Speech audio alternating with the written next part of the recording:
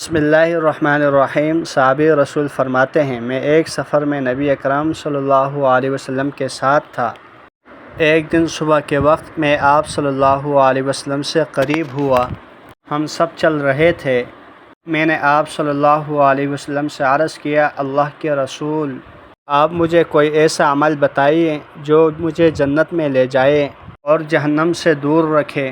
آپ صلی اللہ علیہ وسلم نے فرمایا، تم نے ایک بہت بڑی بات پوچھی ہے، اور بے شک یہ عمل اس شخص کے لیے آسان ہے جس کے لیے اللہ تعالیٰ آسان کر دے۔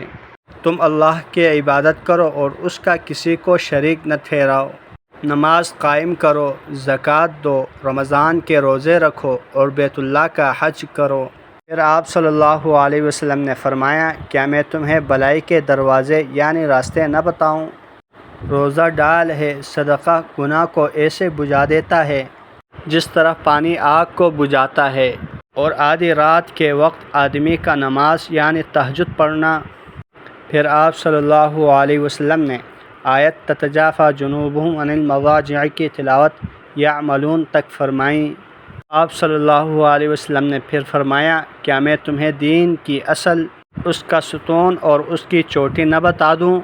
میں نے کہا، کیوں نہیں اللہ کے رسول، ضرور بتائیے۔ آپ صلی اللہ علیہ وسلم نے فرمایا، دین کی اصل اسلام ہے، اور اس کا ستون عمود یعنی نماز ہے، اور اس کی چوٹی جہاد ہے۔ پھر آپ صلی اللہ علیہ وسلم نے فرمایا، کیا میں تمہیں ان تمام باتوں کا جس چیز پر دار و مدار ہے وہ نہ بتا دوں؟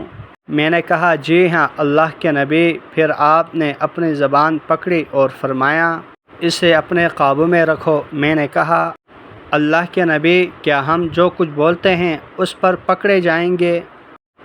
آپ صلی اللہ علیہ وسلم نے فرمایا، تمہاری ماں تم پر روئے، بعض لوگ اپنی زبانوں کی بڑبڑی کی وجہ سے تو اوندے منہ یا نتنوں کے بل جہنم میں ڈالے جائیں گے۔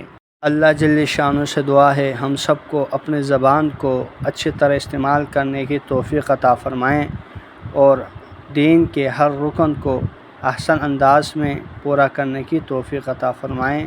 جزاکم اللہ خیرا کثیرا۔